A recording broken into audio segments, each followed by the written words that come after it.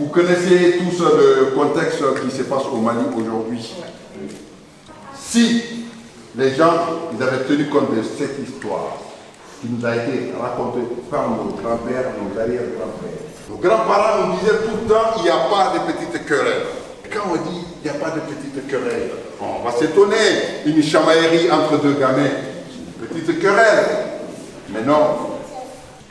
Il était une fois dans un village situé entre le fleuve Noir et le fleuve Blanc, qu'on appelle le Bafoulabé, un chef de famille.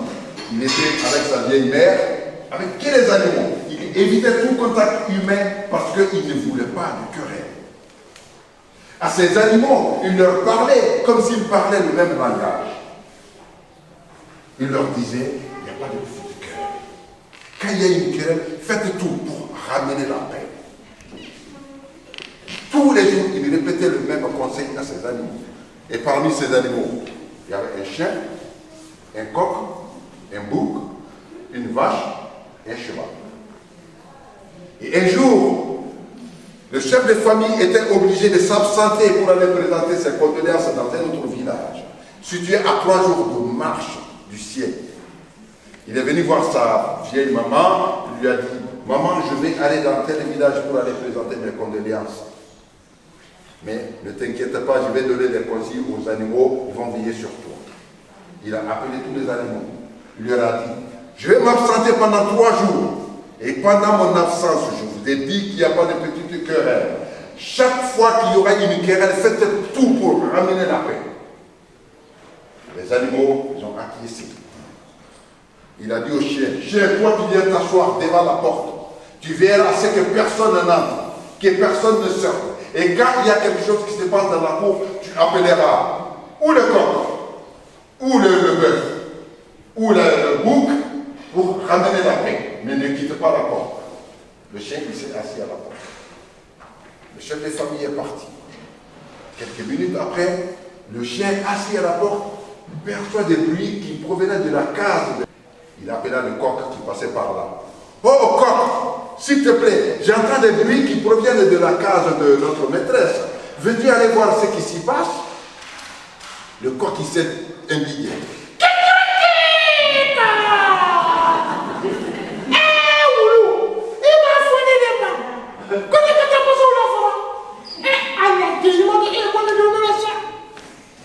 Vous avez compris?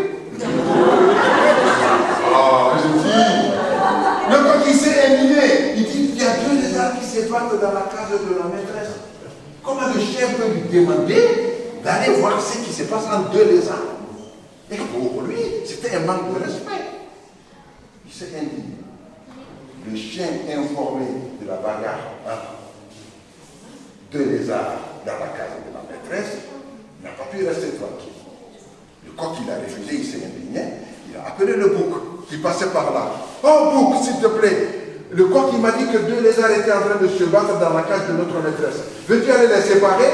Parce que le maître, en partant, il nous a dit qu'il n'y avait pas de petite querelle. »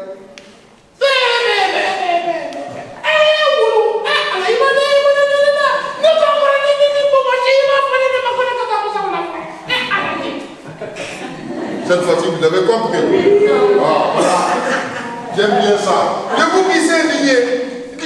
Le coq, il n'a pas voulu aller séparer les lézards. C'est à lui, pour que le vieux barbu, qu'on demande d'aller séparer 2 lézards qui se battent. Pour un canard de mouche en plus. Et il est parti. Ah, le chien, il est assis là, embêté. Le maître lui a dit qu'il n'y avait pas de petite querelle. Il y a 2 lézards qui se battent dans la case de la maîtresse. Lui, il ne peut pas quitter la porte. Il était obligé d'appeler le bœuf. Ah, il dit, ah, bœuf! Le bœuf, il s'approche. Oui, que me veux-tu, chien? Et s'il te plaît, le coq, il m'a dit qu'il y a 2 lézards qui se battaient dans la cage de notre maîtresse pour un cadavre de mouche. Veux-tu aller les séparer, s'il te plaît? Parce que le maître, il m'a demandé de ne pas quitter mon poste. Imaginez la réaction du bœuf. Du moment où le coq a refusé d'aller séparer les lézards, le bouc, il a refusé d'aller les séparer. On va lui demander à lui, bœuf, d'aller séparer 2 lézards qui se battent pour un cadavre de mouche. Il a menacé le chien de mort. Le chien, il s'est excusé. Il est resté qui? Le cheval. Le chien, il était embêté. Le coq, il a refusé, le bouc a refusé, et le bœuf a refusé. Est-ce qu'il fallait demander au cheval? Et qu'est-ce que le cheval va lui répondre? Il était obligé d'appeler le cheval pour lui demander.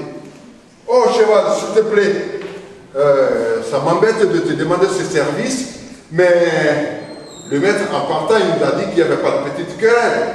Alors que le coq vient de me dire qu'il y a 2 lézards qui s'est battu dans la case de notre maîtresse pour un cadavre de mouche. Veux-tu aller les séparer s'il te plaît? C'est à moi, le cheval, les talons de la maison, que tu demandes de les séparer 2 lézards qui se battent. Oh, quel manque de respect! Le chien, il a voulu s'excuser, il a pris un coup de pied. Les 2 lézards ont continué à se battre. À un moment donné, fatigués de se battre, ils ont perdu l'équilibre. Alors que dans la chambre, elle reposait la mère du maître de maison avec comme lumière une petite bougie qui éclairait la cave. Ils sont tombés dans la bougie et la mèche de la bougie qui a sauté pour attraper la moustiquaire. La moustiquaire qui s'est enflammée pour embraser la cave. Et au feu, on crie au feu, tout le village vient pour éteindre le feu. Avant qu'il n'arrive à éteindre le feu, le toit s'est effondré. Je me rappelle au moment. On l'a sortie de là. Elle était toute brûlée. Donc, vite, il faut appeler le guérisseur. Le guérisseur, il arrive. Qu'est-ce qu'il faut faire? Il examine la brûlée. Il dit, il faut badigeonner son corps de sang de coq, sinon il va mourir.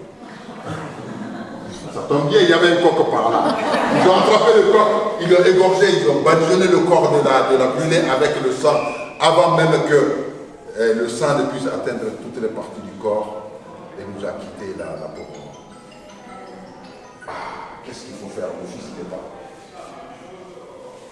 À l'époque, il n'y avait pas de vélo, il n'y a pas de moto, il n'y a pas de voiture, il n'y a pas de téléphone portable. Comment le joindre? Le cheval. Ah, il y a un cheval dans la cour. On appelle un jeune homme qui sait faire du cheval, qui aimait faire du cheval, qui voulait faire du cheval. Il attrapa le cheval, serra le cheval et se mit en route pour aller avertir le maître de maison. 3 jours plus tard. Voilà le cheval qui fait d'aller à un coup. Arrivé, il annonce la nouvelle au fils qui saute sur le cheval. Il ne cherche pas un autre moyen. Le cheval, il fait la route retour. Arrivé au village, il était tellement épuisé qu'il s'est écroulé à côté du chien. Ah, il a levé la tête dans un dernier souffle, puis il a regardé le chien. Oh chien, si seulement je t'avais écouté, si j'avais été séparé des 2 lézards qui se battaient, je n'allais pas y laisser ma peau. Son cœur a lâché. Ah, le fils est arrivé. Trop tard. Maintenant, il fallait faire des obsèques. Pour faire l'enterrement, il fallait faire un sacrifice. Et pour faire le sacrifice, il fallait un bouc. Ça tombe bien, il y avait un bouc dans la maison. On n'attrape pas le bouc malgré ses protestations. On égorge. On fait le sacrifice. On enterra la vieille maman. Et on attend 40 jours pour accompagner l'âme de la défaite de la défaite. Et pour accompagner l'âme de la défaite, il faut un sacrifice. Les gens viennent de tout le village. Il faut les nourrir. Donc, le bœuf, il était là. On n'attrapa le bœuf qui protesta. Passant devant le chien, le bœuf lui lança un dernier regard. Oh chien, si seulement je t'avais dit.